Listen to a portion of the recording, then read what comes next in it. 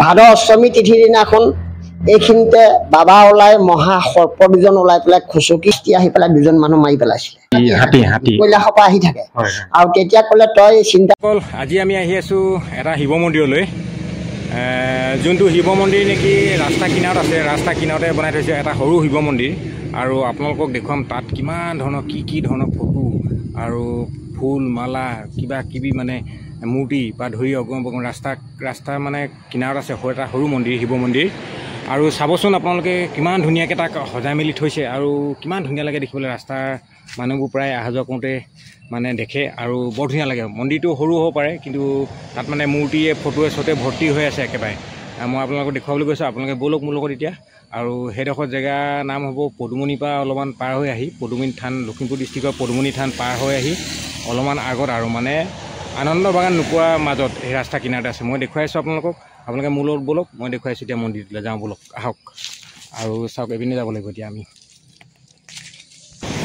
আৰু আমি আহি আছিলোঁ এতিয়া এইটো ছাইডৰ পৰা আৰু যাব লাগিব আমি সেইটো ছাইডে ফ্ৰণ্ট ছাইডে আমি আহিছিলোঁ এইটো ছাইড লখিমপুৰ ছাইড, আৰু এইটো ছাইড যেনে নহয় ডিব্ৰুগড় তিনিচুকীয়া যোৱা ৰাস্তাটো এইটো হয়, এইফালে হয় মোৰ বেক ছাইডটো। এইটো হ'ল ডিব্ৰুগড় তিনিচুকীয়া ছাইডে যায়, আৰু এইটো ৰাস্তাতে অলপ আগতে গৈ সেই মন্দিৰটো আছে। মই আপোনালোকক দেখুৱাবলৈ চেষ্টা কৰিছোঁ, আপোনালোকে মূলত ব'লক এতিয়া। বন্ধুসকল ব'লক এতিয়া মন্দিৰটোলৈ যাওঁ, আৰু ৰাস্তা কিনাৰতে আছে মই দেখুৱাইছোঁ ব'লক আপোনালোকক। এইটো আমি পদুমণি থান যিখন আছিলে লখিমপুৰ পদুমণি থানটো পাৰ হৈ আহিলোঁ। আহি পিনি ৰাস্তা কিনাৰত সিটো ছাইডে আছে, মোৰ ফালৰ পৰা ৰাইট ছাইডে আছে মই দেখুৱাইছোঁ ব'লক। পালোহি আৰু মন্দিৰটোৰ ওচৰত।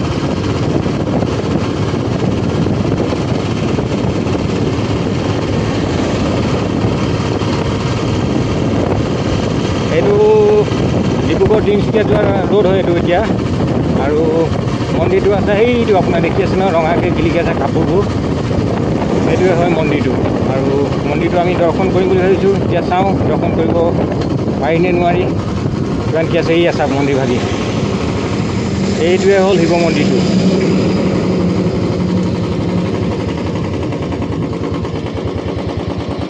আৰু মন্দিৰ ভাগিলৈ আহিছিলোঁ,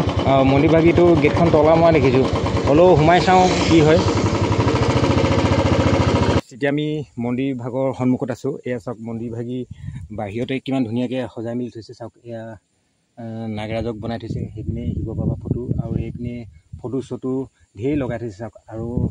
এয়া হ'ল এই শিৱ মন্দিৰটো স্থাপন কৰা তেখেতে আমাৰ যিজন বাবা বুলি কৈছিলোঁ তেখেতে ইয়াত পূজাৰী হয়, আৰু তেখেতে চাওক কিমান ধুনীয়াকৈ মন্দিৰটো হেৰি কৰি থৈছে চাওক। আৰু ইয়াতে এটা বৰ ধুনীয়াকৈ দান পাত্ৰও বনাই থৈছে চাওক, কিমান ধুনীয়াকৈ চাওক। আৰু ৰাস্তাটো এইটো গম পায়, এইটো ডিব্ৰুগড় তিনিচুকীয়া যোৱা ৰাস্তা, আৰু সেইপিনৰ পৰা লখিমপুৰৰ পৰা আহে। আৰু চাওক এই ৰাস্তা কিনাৰতে আছে মন্দিৰটো, আৰু কিমান ধুনীয়াকৈ তেখেতে অকলে আৰু তেখেতে আজি আমাক ক'ব এই মন্দিৰ ভাগি কেনেকৈ মানে ইয়াত স্থাপিত কৰিলে, কি কাৰণত কেনেকৈ হ'ল, তেখেতে আজি মোক সম্পূৰ্ণ ক'ব। তাৰ আগতে আমি প্ৰথমতে মন্দিৰলৈ যি আহিলোঁ, মন্দিৰত বোলো অকণমান সেৱা এটা কৰি লওঁ। সেৱা এটা কৰি লোৱাৰ পাছত তাৰপাছত আমি আপোনালোকক দেখুৱাইছোঁ ব'লক। হয় বন্ধুসকল, মই এতিয়া আছোঁ এই দেউতাজনৰ মন্দিৰত, মন্দিৰ ভাগি এই ভাগি আপোনালোকক দেখুৱাইছোঁ। আৰু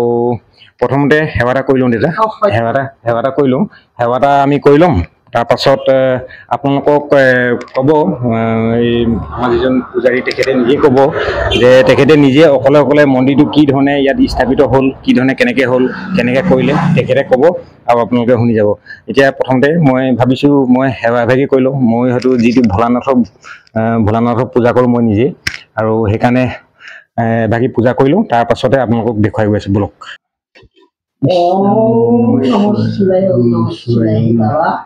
আজি আমাৰ সেই মহামন্দিৰত আহি পেলাই আপোনাৰ চৰণত ভক্তজন আহি আমাৰ সকলো সম্পূৰ্ণ কাৰণে উঠাই নিবৰ কাৰণে তেওঁ মাথাই পৰি হাত ধৰি আছে, আৰু বাবাই শক্তি দি আৰু তেওঁলোক উদ্ধাৰ কৰা যিখিনি মনত অভিলাষ কৰিছে পূৰণ কৰে। আৰু শিৱই বৰ দিয়া সকলোৱে জানে, সেই গতিকে শিৱ বৰ এটা আৰু তোমাক নগতিটো যত জীৱ হেনো তত শিৱ বুলি কৈছে। আৰু সেই গতিকে এই ভাগৰ বন্তিৰ কাৰণে তেখেতে আহি উপস্থিত হৈ, আৰু যিখিনি বাবাই যেন হৃদয়তে আছে সকলো সম্পূৰ্ণ হিচাপে ভগৱানে কৃপা কৰি গৃহস্থ সকলো লোৱা গাড়ী লোৱা সমস্ত জয় কৰি ভগৱানে বেমাৰৰ পৰা মুক্ত কৰি ধন টকা পইচা দি ৰক্ষা কৰি থাকিব লাগে। বাবা আচৰ সংগ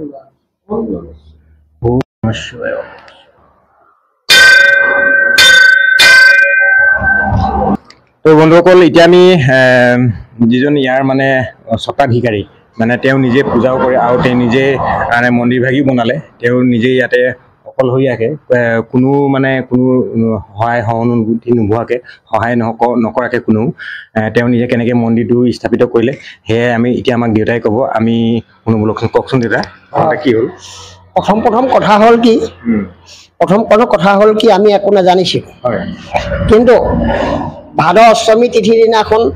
এইখিনিতে বাবা ওলাই মহা সৰ্প দুজন ওলাই পেলাই খুচকি গৈ পেলাই তাত দৰ্শন কৰিছিলে তেতিয়া আমি একো নাজানিছিলোঁ সিমানখিনি ভিক্ষপ নাই জতা নাই একো নাই খেতি পথাৰ কৰা মানুহ আৰু সেই গতিকে তেওঁ দুজন ভয়ংকৰ ৰূপ ধৰি পেলাই তেওঁ আমাৰ আগত ৰৈ আছে কিন্তু ইয়াৰ পৰা 3 ভৰি লৈ তেওঁ গৈ তাত থিতি দিলে তেতিয়া মানে মানুহবিলাক ঢেৰ গোট খালে কি কথা কি বতৰা ফাৰ্ষ্ট মাৰি আছে সৰ্প দুনাই তাৰ তেতিয়া ক'লে কিছুমান চেলেং কাপোৰ দি দে প্ৰথমতে পুৰণা কাপোৰ দিলোঁ তাত নুঠিলে তাৰপিছত নতুন চেলেং কাপোৰ দিলোঁ তাতে উঠি পেলাই ধূপ ধূনা দিলোঁ তাতে এনেকৈ দৰ্শন কৰি পেলাই নাইকিয়া হ'ল তাৰপিছত 6-7 দিনৰ পাছত যেতিয়া মই কাণ মন নকৰিবলৈ এৰি দিলোঁ মানে খেতি পথাৰত লাগি গ'ল তেতিয়া আকৌ দৰ্শন কৰিলে দৰ্শন কৰি পেলাই ক'লে তই মন্দিৰটো থুলমূলকৈ বনা আৰু তেতিয়া মই লৰালৰিকৈ গৰু চৰু যত যিমান গৰু হেৰি বেছি মেলি অকণমান থিতি কৰিলোঁ এবছৰৰ মূৰত তেতিয়া ৰাইজক ভিক্ষা মাগিলোঁ কোনেও নিদিলে নিদিয়াৰ কাৰণে তেতিয়া ইয়াত হস্তি আহি পেলাই 2জন মানুহ মাৰি পেলাইছিলে আৰু লগতে এই জেগাটো জঙি আছিলে হস্তি আহিয়ে থাকে হস্তি মানে হাতী কৈলাশৰ পৰা আহি থাকে আৰু তেতিয়া ক'লে তই চিন্তা নকৰিবি তই এতিয়া দুখীয়া মানুহ আৰু তই মোক এই কিছুমান কৰ্ম কৰি পেলাই দেখুৱাই দে তেতিয়া মই গৰু বেচি পেলাই 4-6টা টিং পালি ইয়াত মানে আৱিষ্কাৰ কৰিলোঁ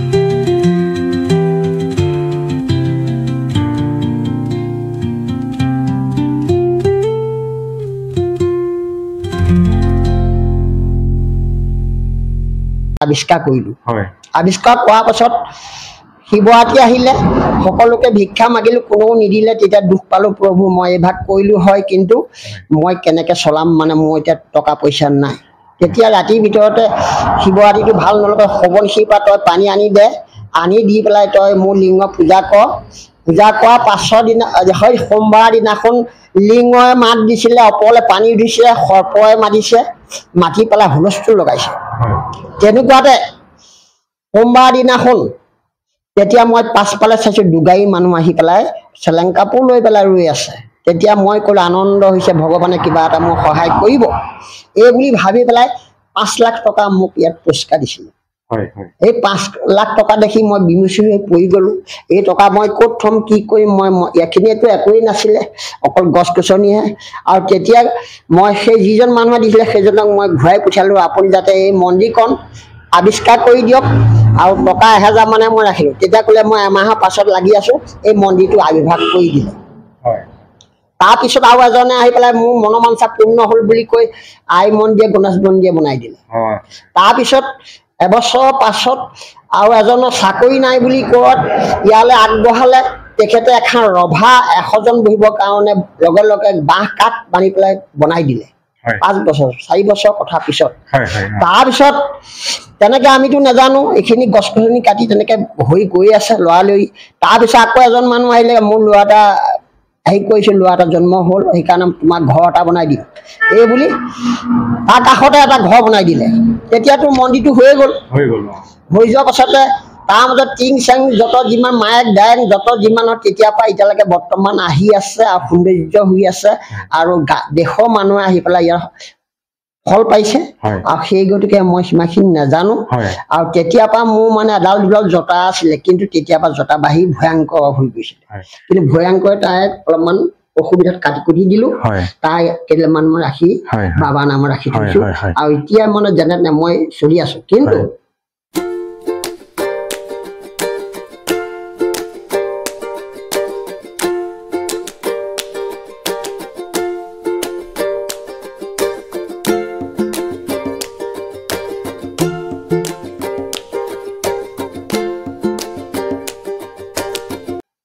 টকা পইচা উভৈনদী হোৱাৰ কাৰণে মোক কিছুমানে অহংকাৰো আহিব পাৰে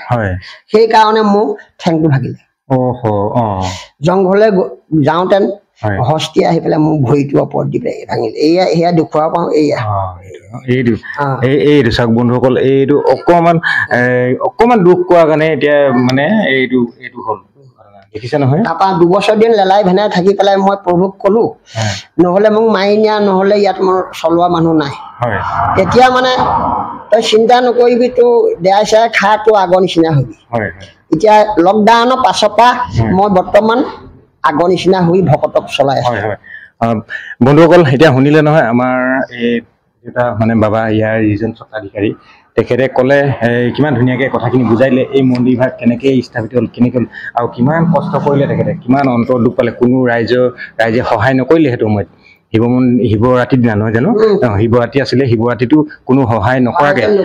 নকৰাকৈ তেওঁ ৰাতি মানে শিৱ ভগৱানে বাবাই নিজে দেখুৱালে যে ক'লে তুমি পানী আনাগে নৈৰ পৰা সোৱণশিৰি নৈ আগত আছে এই সোৱণশিৰি নৈ মই আপোনালোকক দেখুৱাবলৈ চেষ্টা কৰিম পানী আনি দিবলৈ ক'লে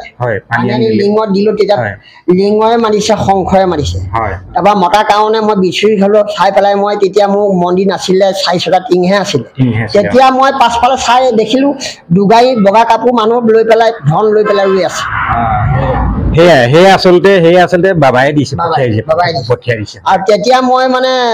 দেখি মানে বিমিচি হৈ পৰি গ'লো মই ইমানখিনি টকা মই ক'ত থ'ম মই দুখীয়া মানুহ আৰু তেতিয়া মই মনটো জ্ঞান মই কাক মাতিম কাম নকৰোঁ বুলি ভাবোঁতেনে ভগৱানে কাকো নানিলে যদিও মই আকৌ তেখেতকে টকাটো ঘূৰাই দিওঁ আৰু তেখেতে ক'লে মই এমাহৰ পাছত যিমান হয় মন্দিৰটো মই বনাই ধুনীয়াকৈ দিম আৰু ডাঙৰ যজ্ঞ পাতিছিলে আৰু তাজমহল বনাব ধৰোঁতেনে গাঁৱৰ মানুহে মাৰ ধৰ কৰি পেলাই মোক অত্যাচাৰ কৰি পেলাই বনাবলৈ নিদি মিস্ত্ৰী পলা সেয়াই বন্ধু দেখিলে নে কিছুমান মানুহ এনেকুৱাও থাকে যোনবিলাক মানুহ মানে আচলতে হিংসা বুলি ক'ব পাৰি সেইটো হিংসাতে মানে তেনেকুৱা কৰে সেইটো কৰিব নাপায় আচলতে এইটো হ'ল ভগৱান আমি যি নেকি সনাতন ধৰ্মী মানুহ হিন্দু ধৰ্মৰ মানুহ সেই সময়তে মানে মই সিমানখিনি নাজানো আৰু ৰাতি শুই থাকোঁতে মদ খাই কেইজনমান ল'ৰাই মোৰ নেলু চেপা দি মাৰিবলৈ ধৰিছিল কিন্তু হোৱা দেখি তেতিয়া হোৱা দেখি তেতিয়া মই ভগৱানৰ চিন্তা কৰিলোঁ বহুতো মিতিৰ কুটুম আছিলে সেইকাৰণে মই এই যিজন মালিকে ক'লে মই কেছ দিব নালাগে তেওঁ যি কৰে কৰিব তেতিয়াৰ পৰা মানে মই সহিলোঁ মৰিলেও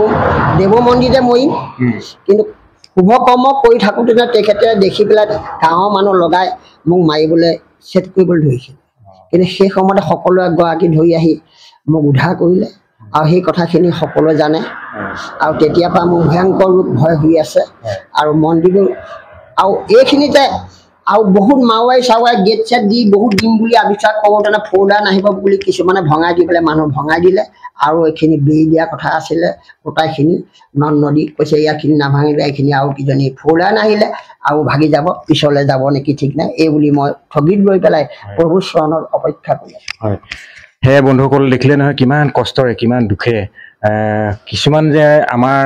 মানে হিন্দু ধৰ্মৰ মানুহৰ মাজতো এনেকুৱা মানুহ কিছুমান মনোভূতি যিবিলাক মনে বেয়া ভাবে তেনেকুৱা প্ৰকাৰৰ মানুহ কিছুমানো আছে যিখিনি মানুহে নেকি মন্দিৰ ভাগি হ'ব নিদিয়ে চাওকচোন আমি হ'লো সনাতন ধৰ্মী মানুহ আৰু আমি যদি এই শিৱ ভগৱানক নামানো আৰু তেতিয়াহ'লে চাওক কি হয় আৰু এয়া চাওক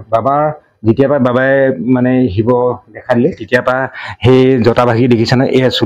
এয়া চুলি জটা ভাগি তেতিয়াৰ পৰাই হ'ল চাওক বন্ধুসকল আমি দেখুৱাইছোঁ এতিয়া দেউতাই মানে য'ত মন্দিৰ ভাগি বনাই থৈছে এইভাগে চাওক গণেশ মন্দিৰ বনাই থৈছে এতিয়া নতুনকৈ তৰিছে মানে পানী চানী পৰে বুলি কিবা এনেকৈ ঢাকি থৈছে এই ভাগটো হ'ল গণেশ বাবাক ইয়াত বহাই থৈছে চাওক হয় এইপিনে ইয়াৰ ভিতৰতে আছে ন ইয়াৰ ভিতৰত এই ভাগি যে মই দেখাইছোঁ এই ভাগৰ ভিতৰত এইটো হ'ল নাগ মন্দিৰ এইখন হ'ল নাগৰ জেগা ইয়াত নাগৰাজজন সোমাই আছে বুলি কৈছে এয়া নাগ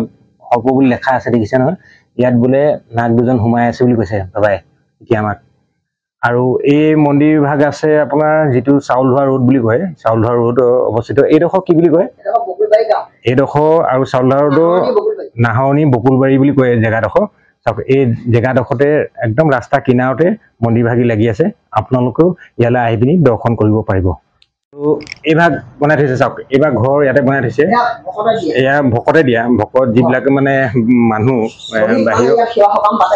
সেৱা সকাম পাতে ইয়াতে বহি লৈ পিনি মানে সকাম নিকামবোৰ ইয়াতে কৰে তেখেতে চাওক এইখন জেগা নাম কীৰ্তন চাম কীৰ্তন কৰিবলৈ এইখন জেগা বনাই হয় হয় হয় আৰু এইটো জেগা বোলে গছ গছনি কাটি লৰালৈকে বনাই পিনি এইটো জেগা তৈয়াৰ কৰিছে 12 বছৰ হৈছে ন আৰু মন্দিৰটো স্থাপিত হোৱা 12 বছৰ হৈছে 12 বছৰ হৈছে আৰু বন্ধুসকল এইপিনে যাম এতিয়া আমি এইপিনে চাওক কি কৰি থৈছে এয়া চাওক এইভাগে এইফালে এভাগে মন্দিৰৰ থাপনা স্থাপন কৰি থৈছে হয় হয় মানে সেইজন বেলেগৰ বেলেগ ক'ব তেখেতে ক'লে ইয়াতে হৰি কীৰ্তন কৰিব লাগিব বুলি তেখেতে ইয়াতে স্থাপিত কৰিলে চাওক এইখিনি এটা মন্দিৰ আৰু এইটো এটা লিঙা এটা ওলোমাই থৈছে ইয়াতে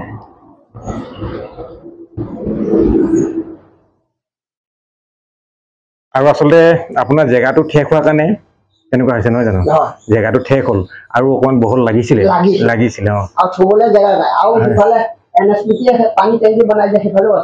সেইফালেও আছে ন সেইফালেও মানে আৰু ঘৰ বনাম বুলি জেগাটো নাইকিয়া হৈ গ'ল আৰু এইপিনে এয়া হ'ল আই মাতৃ আই মাতৃ কৃষ্ণ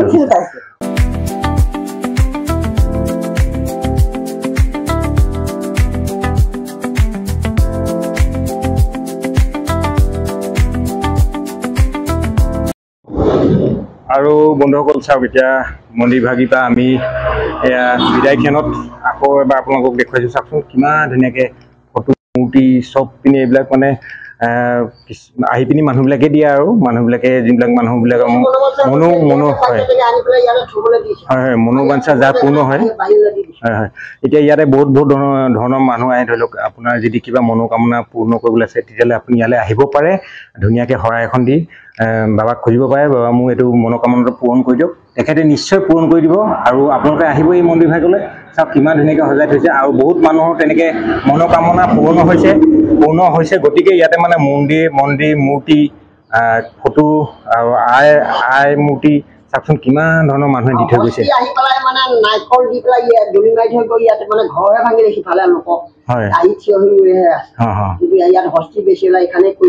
হয় সেয়া দেখিলে নহয় ক'লে বাবাই যে এইখন হস্তি অহা জেগাত মানে হাতী অহা জেগা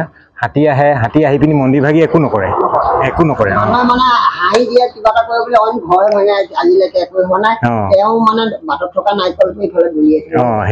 সেয়া দেখিলে নে সেয়া হ'ল বাবাৰ ভক্তি আচলতে বাবাৰ ভক্তি বুলি হস্তিজনে আহি বাবাৰ ভক্তিত নাৰিকল ভাগি মন্দিৰলৈ দি থৈ যায় মন্দিৰলৈ দিছে তথাপিতো ইয়াত একো অনিষ্ট নকৰে সেয়া হ'ল চাওক বাবাৰ ভক্তি বাবাৰ কিমান এটা ভক্তি আছে হস্তিও বাবাক ভক্তি কৰে তেতিয়াহ'লে আমিনো মনুষ্য কি হয়নে বাৰু আমি মনুষ্যনো কি বস্তু হস্তিও বাবাক ভক্তি কৰে চাওক আমি মনুষ্য কি বস্তু সেইকাৰণে কৈছোঁ বন্ধুসকল সদায় পূজা পাঠত বিশ্বাস কৰিব ধৰ্মই কৰ্ম বুলি কয় কৰ্মই ধৰ্ম নহয় জানো ধৰ্মই কৰ্ম চাওক কিমান ধুনীয়াকৈ মন্দিৰ ভাগি সজাই থৈছে আৰু বলক এতিয়া আমি বাবাৰ পৰা বিদায়ো মাগিছোঁ এতিয়া যাবলৈ হ'ল আৰু যাওঁগৈ বুলি নমস্কাৰ হয় ধন্যবাদ চাওক বন্ধুসকল এইপিনে মন্দিৰৰ মেইন যিটো সেইটো লিংগৰ টাইপত বনাই থৈছে চাওক চট দি থৈছে আৰু এইখন মানে টিঙৰে এখন চালি বনাই পিনি ইয়াত মন্দিৰ ভাগি স্থাপিত কৰা হৈছে আচলতে তেখেতৰ জেগা অলপ অভাৱ জেগা কম জেগা ঠেক কাৰণে তেনেকৈ বনাই থ'বলগীয়া হৈছে ৰাইজৰ দৰ্শনৰ কাৰণে চাওক তেখেতে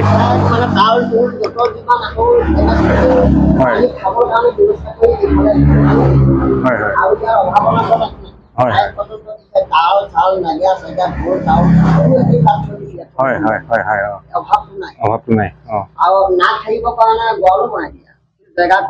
হয় নাগৰাজৰ কাৰণে ইয়াতে তেখেতে গঁৰালো বনাই থৈছে ধুনীয়াকৈ কেইজন আছে নাগৰাজ ইয়াত দুজন আছে ন দুজন থৈ দিছে চাওক আৰু বলক এতিয়া আমি যাওঁ তেতিয়াহ'লে নমস্কাৰ সেইকাৰণে যোন ভাবিছে এতিয়া সেইবোৰ নানা প্ৰথম মূৰ্তি আনি পেলাই প্ৰত্যেকৰে মনোবাঞ্ছাৰ কাৰণে হনুমান মন্দিৰ দিছে নাগ মন্দিৰ দিছে হেৰি মন্দিৰ এইবোৰ আনি ইয়াত মানে দি দিছে আগত এতিয়া সৰ্প নাগ এটা আনি পেলাই দুদিনতে থৈছে সেই গতিকে ভগৱান আছে বুলি মোৰ বিশ্বাস হৈছে আৰু সেই গতিকে মই তেওঁকে কৰি আছোঁ বন্ধুসকল এতিয়া আমি দেউতাই ইয়াত মানে কি স্থাপিত কৰিলে তাকে আমি দেখুৱাম এইপিনে গণেশ মন্দিৰ আছে আৰু এইপিনে আই মন্দিৰ আছে মাজত বাবা মই আপোনালোকক আৰু চাইডে বিষ্ণু মন্দিৰ আছে মই আপোনালোকক দেখুৱাইছোঁ চাওক এয়া হ'ল বাবা মন্দিৰ ভাগি এই ভাগি চাওক কিমান ধুনীয়াকৈ বনাই থৈছে লিংগটোৰ ওপৰত তেনেকৈ দ্বীপ বনাই পিনি কিমান ধুনীয়াকৈ বনাই থৈছে চাওক। এইভাগি হ'ল বাবা মন্দিৰ ভাগি, আৰু ইয়াতে এগছি বন্তিও জ্বলি আছে, ইমান ধুনীয়াকৈ দেখিছে নহয়। এয়া চাওক, এয়া